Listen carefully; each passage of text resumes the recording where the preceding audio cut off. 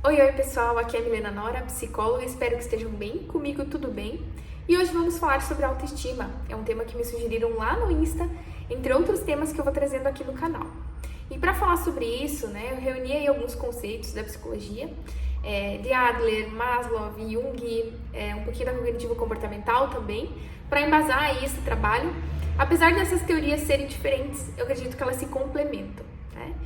E para falar sobre autoestima, olha, hoje eu vim de cara lavada, sem maquiagem, porque eu considero sim que a parte estética é fundamental para uma boa autoestima, eu amo me arrumar. Porém, a gente precisa desenvolver isso internamente, de dentro para fora, para que quando a gente não esteja assim arrumado, a gente se sinta bem da mesma forma. Então, a autoestima, ela é muito mais profunda do que a gente imagina. O autocuidado, ele é essencial, mas não só ele, A gente precisa aí de outros pilares para que essa autoestima ela tenha uma boa estrutura, certo? E quais são os sinais aí da falta da autoestima, quando ela não está tão boa? Veja bem, entre aí alguns padrões de comportamento e de pensamento estão a frequente comparação com as outras pessoas.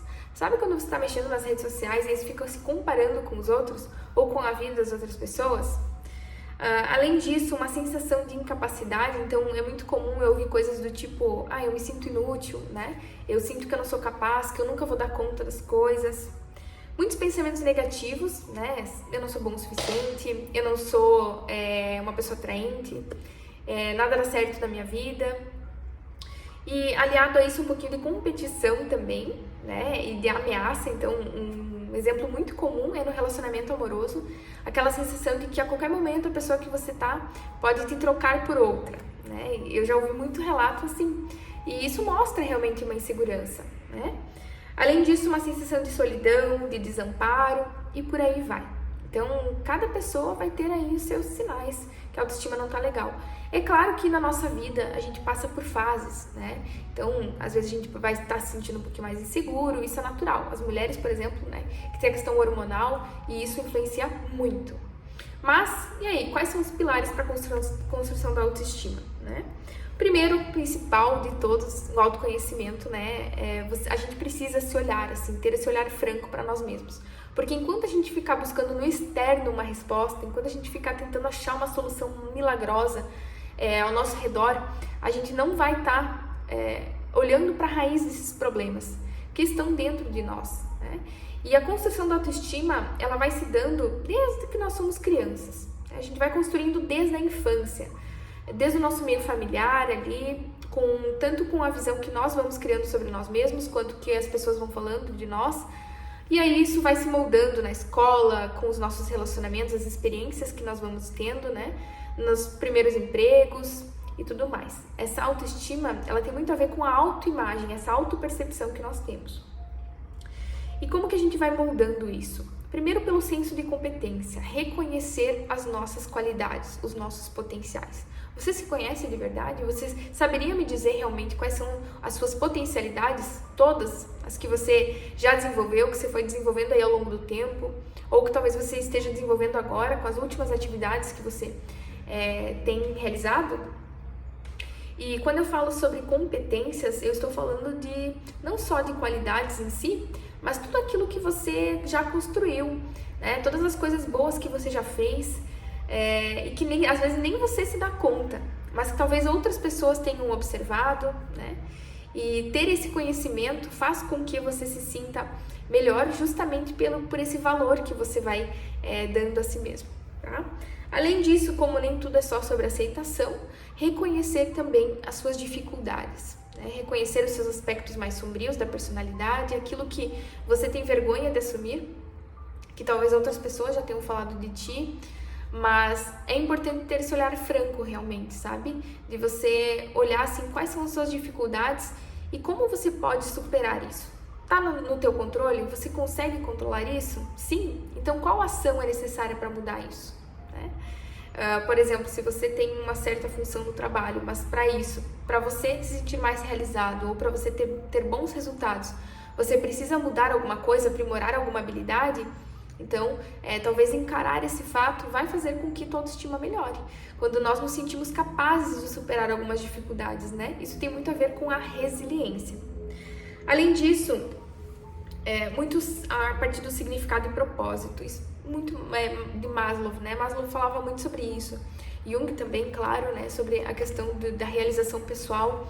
Mas o que é trazer significado? Eu perguntaria, né? Qual é o significado da vida para você?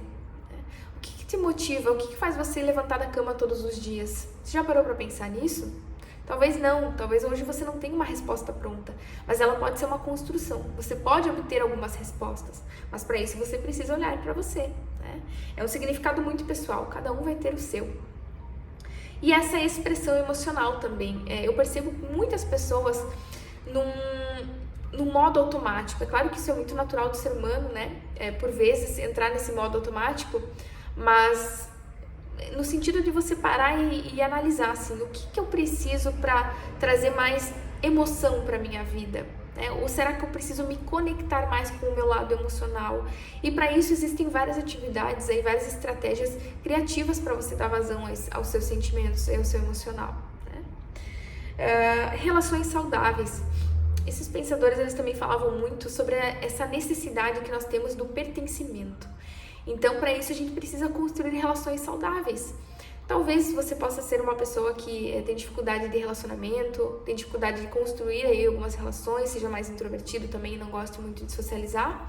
Mas, para isso, você consegue sim desenvolver algumas habilidades sociais e melhorar os seus vínculos, tá? Muito se engana quem pensa que eu vivo bem sozinho e não preciso de ninguém.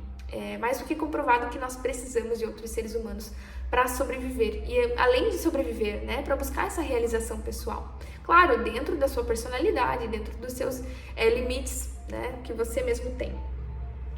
E aí a gente chega nessa autorrealização. Né? Falando um pouquinho da minha experiência pessoal, muito do momento que eu melhorei assim, a minha autoestima tem a ver com, primeiro, a parte da minha organização pessoal. Né? Maslow fala muito isso na pirâmide, dessa autorrealização, de você primeiro atender às suas necessidades básicas, o cuidado com o corpo, né? Então você cuidar da tua alimentação, fazer exercícios físicos, porque parece meio clichê, mas é fato isso. Você vai mudando a tua disposição, você vai olhando o teu corpo com outros olhos e você vai se sentindo mais bonito naturalmente, né?